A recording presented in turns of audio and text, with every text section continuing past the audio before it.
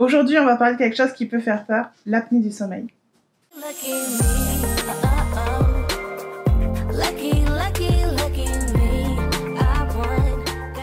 Bienvenue sur S'aimer tout simplement. Chaque semaine, on vous propose nos astuces, notre parcours et nos recettes vers une alimentation plus saine et gourmande. N'oubliez pas de vous abonner et de partager. Aujourd'hui, on va parler d'apnée du sommeil. Ça fait pas très longtemps que je suis en traitement pour l'apnée du sommeil, mais mon passif avec la maladie date d'il y a plus de 2 ans, lors de mon premier diagnostic. Puis aujourd'hui, je voulais parler de pourquoi il y a 2 ans, je me suis pas fait traiter et pourquoi aujourd'hui, je suis prête à me faire traiter. Lorsque j'ai su que j'avais besoin d'un traitement pour l'apnée du sommeil, j'y croyais pas et j'étais pas mal dans le déni et j'aurais aimé trouver des vidéos pour m'expliquer à quoi ça correspond, qu'est-ce que c'est, ça veut dire quoi avoir de l'apnée du sommeil, ça veut dire quoi être appareillé et c'est pour ça qu'aujourd'hui, je vous partage mon témoignage.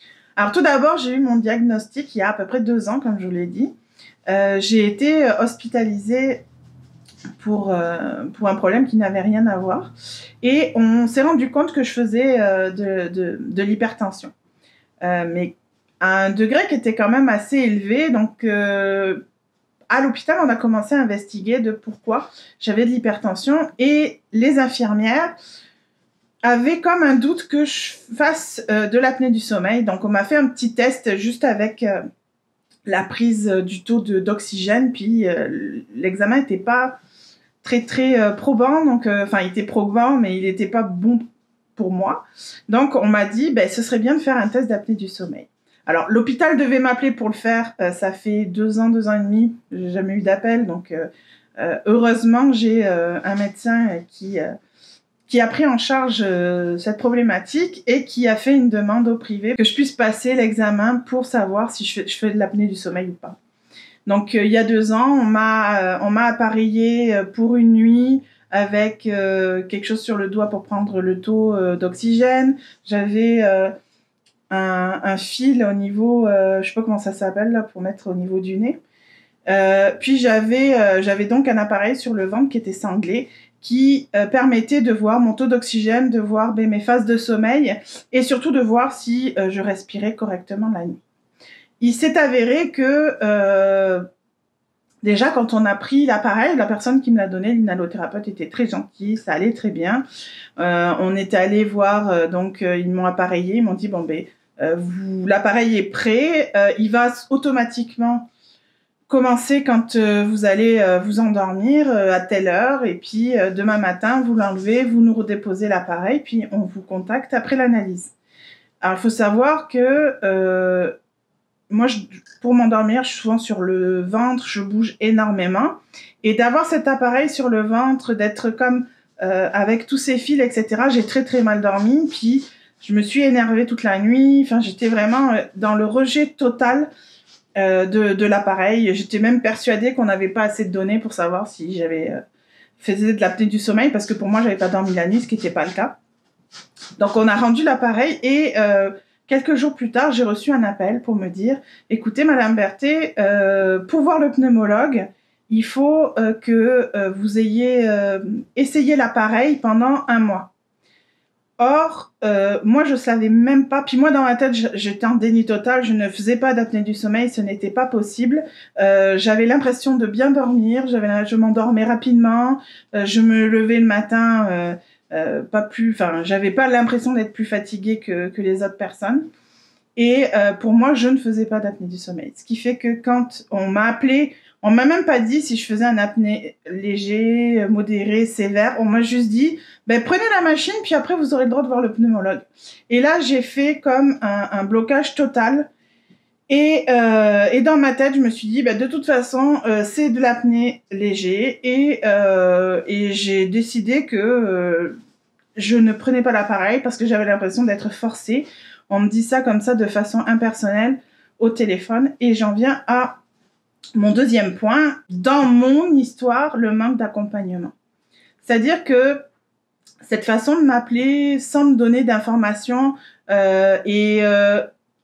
je pense que j'aurais mieux pris la chose si on m'avait dit on aimerait vous voir, on aimerait vous rencontrer, on veut vous expliquer, on veut vous donner les analyses, il va falloir que vous puissiez voir un pneumologue, mais avant on va vous expliquer quoi faire et à ce moment-là m'expliquer que pour voir le pneumologue, il y a besoin de prendre la machine, puis de m'expliquer quels sont mes résultats.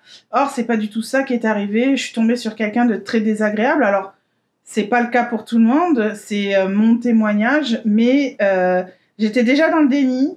En plus, ce côté impersonnel, je refusais ce diagnostic-là, ce qui fait que j'ai complètement tout rejeté et j'ai mis ça de côté en me disant je suis capable de vivre jusqu'à maintenant, je suis traitée pour mon hypertension, et puis de minimiser ce que pouvait apporter et comment l'apnée du sommeil pouvait dégrader ma santé et ma qualité de vie. Puis, le temps a passé, j'ai comme un petit peu oublié cette histoire d'apnée du sommeil. Et il y a à peu près 1 an, je vous en ai déjà parlé, je vais vous mettre les vidéos dans le petit. Il y a à peu près 1 an, j'ai développé une anxiété sévère. Alors, j'avais déjà j'étais déjà quelqu'un qui avait de l'anxiété, sauf que j'avais pas mis de mots ni de diagnostic sur cette anxiété-là. Mais là, j'ai commencé à faire de l'anxiété sévère et avoir vraiment une problématique qui m'empêchait de vivre ma vie correctement et qui a eu des impacts majeurs dans ma vie. Et là est arrivée la problématique du sommeil, parce que si je dors mal, ça vient affecter mon anxiété vient affecter mon sommeil, donc c'est un cercle vicieux. À ce moment-là, on n'a pas reparlé d'apnée du sommeil, mais je dirais qu'avec du recul, mon apnée du sommeil a vraiment aggravé mes symptômes d'anxiété. Et aujourd'hui, mon anxiété est mieux contrôlée. J'ai des choses aussi qui ont été réglées dans ma vie personnelle, mais elle est aussi mieux contrôlée. Je suis toujours sous médicaments.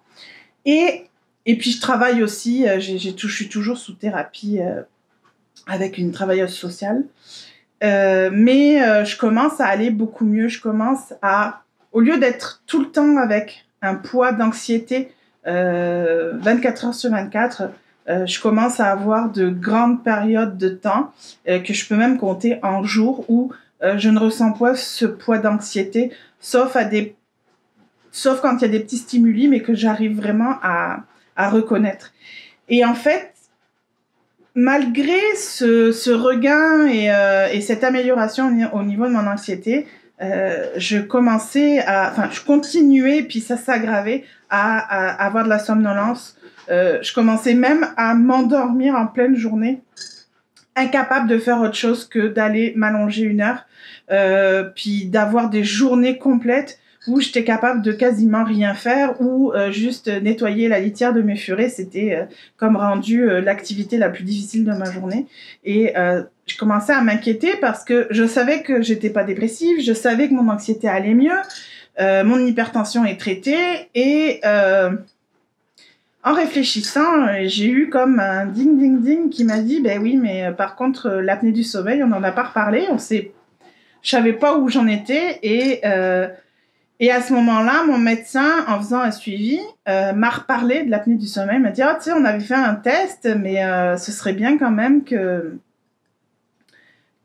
tu fasses quelque chose. Puis elle n'avait pas reçu les résultats de mon test, donc n'avait pas pu réagir à ce moment-là. Donc on a fait une demande là où j'avais fait mon test pour avoir les résultats. Et là, on s'est rendu compte que mon apnée du sommeil était modérée. Je faisais quand même, je pense que c'était 38 épisodes par nuit, par heure, ce qui est énorme quand même. Et ce qui, bien sûr, aggravait mon anxiété, aggravait mon hypertension. C'est un cercle vicieux. Qui a commencé? Est-ce que c'est d'abord l'anxiété, après l'apnée, l'hypertension ou l'hypertension? Enfin, ça devient comme un cercle vicieux qui vient impacter de façon significative ma santé. Donc, à partir de ce moment-là, quand j'ai entendu de la voix de mon médecin apnée modérée, qu'elle m'a commencé à me dire, écoute Angélique, ce serait vraiment très très important que tu sois appareiller la nuit. Aujourd'hui, les appareils sont beaucoup plus faciles à supporter. Il y a beaucoup plus de masques différents. Ils sont beaucoup plus petits. Faudrait que tu essayes. Et l'empathie et en même temps, le fait qu'elle m'explique quelles sont les conséquences de l'apnée du sommeil, je me suis dit, ok, là, j'ai pas le choix. Il faut que je fasse quelque chose. Il faut que j'arrive à me motiver à faire mes projets, à me motiver aussi pour faire les choses que j'aime, comme les vidéos sur cette chaîne-là. Et c'est une des grosses raisons pour laquelle il y a quasiment pas eu de vidéos cet été. Depuis, il y en a vraiment pas eu beaucoup. C'est parce que je n'étais plus fonctionnelle et il fallait vraiment que je me recentre sur moi et sur ma santé pour pouvoir revenir vers vous. Puis je suis vraiment contente aujourd'hui de dire que tout n'est pas réglé, mais aujourd'hui je me sens assez en forme pour pouvoir faire les choses que j'aime, comme filmer des vidéos. La chose qui avait changé entre il y a 2 ans et il y a quelques semaines, quelques mois, c'est l'acceptation du diagnostic. Et cette acceptation du diagnostic, à l'arrêt de ce déni, m'a permis d'avancer beaucoup plus confiante. Bon, c'est sûr que j'étais accompagnée de mon mari qui a été une aide incommensurable. Ça a été vraiment mon support, comme d'habitude, de toujours. Et le fait qu'il m'accompagne voir l'inhalothérapeute dans le choix de la machine, le choix du masque, qui s'inquiète, qui me pose des questions, qui s'assure que ça aille bien, jusqu'à s'assurer aussi que j'arrive à m'endormir correctement. Vraiment, il a été de toutes les attentions. Mais c'est surtout le fait d'accepter le diagnostic. Il y a 2 ans, quand j'ai commencé à entendre parler d'apnée du sommeil et que j'ai appris ce qu'était l'apnée du sommeil, je rejetais complètement cette possibilité. Et je pense vraiment, j'aurais dû le faire à ce moment-là, j'aurais dû réagir bien avant, mais je le sais aujourd'hui que ce qui m'a permis de pouvoir dormir des nuits complètes avec l'appareil aujourd'hui, ce qui me permet de faire mon traitement de façon efficace, c'est l'acceptation du diagnostic. Et il y a 2 ans, là, j'aurais eu énormément de difficultés et il y a des chances aussi que j'abandonne le traitement et que je le refuse, ce qui aurait été pourtant une très grande erreur et j'aurais dû déjà le faire il y a 2 ans, mais je suis contente aujourd'hui de me dire que non seulement j'ai accepté ce diagnostic-là, mais aussi j'ai accepté le traitement, ce qui me permet de garder toute la nuit mon masque pour dormir. Si ça vous intéresse, dès la semaine prochaine, je vais vous parler de mes premiers temps avec l'appareillage, comment j'ai réussi à l'accepter, comment j'ai réussi à faire des nuits complètes et quelles ont été aussi les améliorations dans mon quotidien par rapport au traitement. Si vous avez des questions, si vous avez des commentaires, n'hésitez pas à le mettre en dessous de la vidéo. N'oubliez pas aussi de mettre un petit j'aime, de vous abonner si ce n'est pas déjà fait. En attendant, je vous dis à la semaine prochaine et n'oubliez pas, on s'en fout, on s'aime.